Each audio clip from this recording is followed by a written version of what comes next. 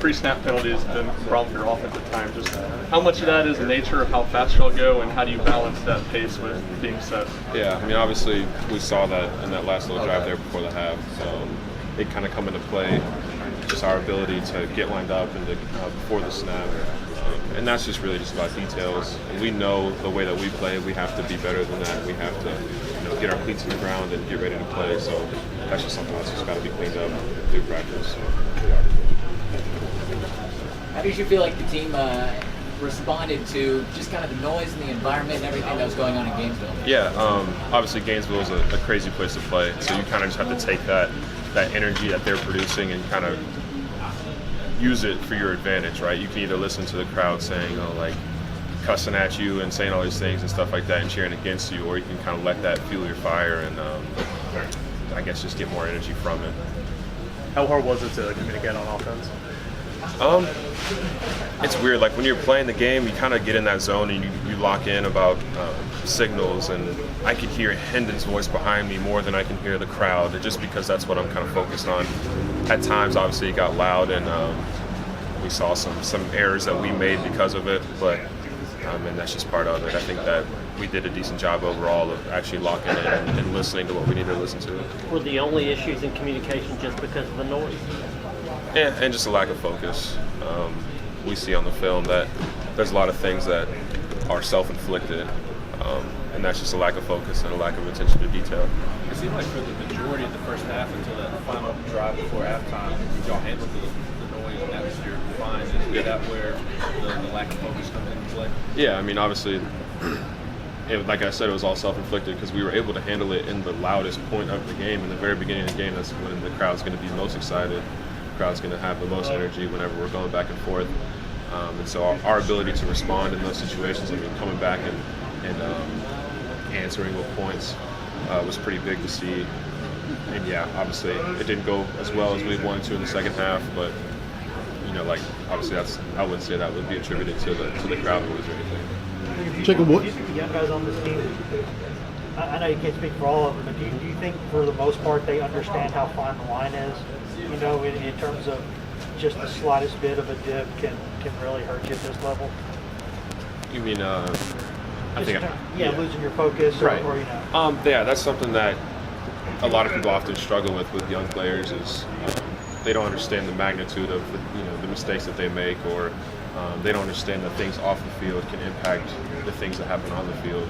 And so just getting everybody, honestly, the upperclassmen and the younger guys to understand that, and to for myself even too, to kind of take that in consideration and just to be better in our process leading up to game day.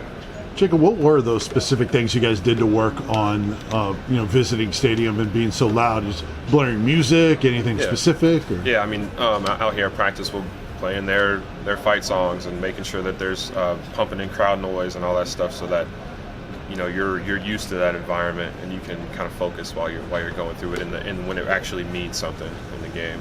How much are the coaches talking about you guys going at a much higher pace on offense and being able to get off more plays? I mean, I think that we're still pushing, and I don't think we've reached really where we want to reach. And as far as tempo-wise, we see on the film that there's a lot of, like I said earlier, there's a lot of people not getting their feet set, allowing the defense to get aligned where they need to be because we're not able to snap the ball because of, somebody's still moving, or we're trying to get the call in, whatever it may be. So just constantly trying to push that tempo piece has been big. Y'all gone for it on fourth down a lot the last couple of games, converted most of them. What do you think about that mentality of going for it on fourth? Yeah, I mean, that's kind of our MO. That's what we're known for, I guess, is being aggressive and just playing our game. And the fourth down is just another down to us, so we're going to stick to our stuff, and we're not going to do anything crazy. We're just going to go out there and try to make a play and convert in a big time situation. Jacob Alante in the post game said, "We will not fall apart." You can quote me on that. Yeah. Why do you think he's saying that? Yeah, I back him 100%, and that's just because that's just how this team is right now. We're all together, offense, defense, special teams. Everybody believes in each other, and we all know that. Once again, like I said earlier, a lot of the issues that we're having are self-inflicted, and we can change them. So it's just a matter of rallying around each other and getting better. Is that culture tested after a loss in how everybody handles it, how the coaches handle the players and still keep your confidence, things like that? Yeah, I mean, your true colors show when adversity hits, right? And so I think we've done a good job of handling the situations that we've been put in. Like I said, staying together, not turning on each other, not pointing fingers, not blaming anybody, just accepting the fact that, whatever happened. And all we can do is just move on from it. Kind of on that, anything specific said in the locker room afterwards?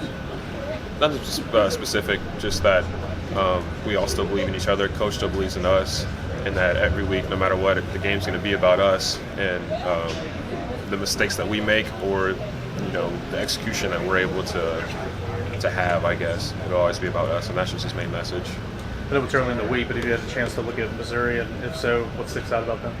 I mean, we haven't really gotten too much on them yet. We're still trying to clean up Florida and try to make sure we're squared away on that. When you went back and watched Florida tape, did you see things that almost made it more encouraging? Like, hey, there were plays there that we could make them more good, or Yeah. more frustrating and upsetting that the plays were not made? Right. It's good to see that we're being put in the right situations and the right spots to go make plays.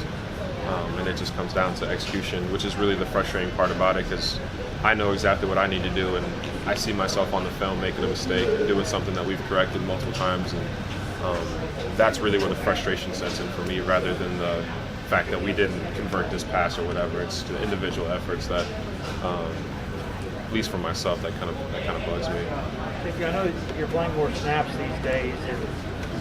Do the games afterward, the next morning, are you feeling it? Like, does it feel different physically? How well do you feel like you're holding up? I mean, yeah, it will take a toll on your body, but that's just a matter of, I've been in the training room all day trying to get my body right, my legs right, just to get ready for the next one, because the season's not going to slow up for anybody, so it's a matter of staying ahead of it and taking care of yourself. Drinking Florida's coach mentioned that he noticed the difference in you guys in the intensity and the physicalness the last year. How would you assess the growth in that? Yeah, I mean, obviously that's big coming from our competitor, right? He can see it on the field that there's just something different about us, and that's kind of been what we want people to see this season. So that's huge coming from him. Good. All right. Thank you. Thanks, Ed.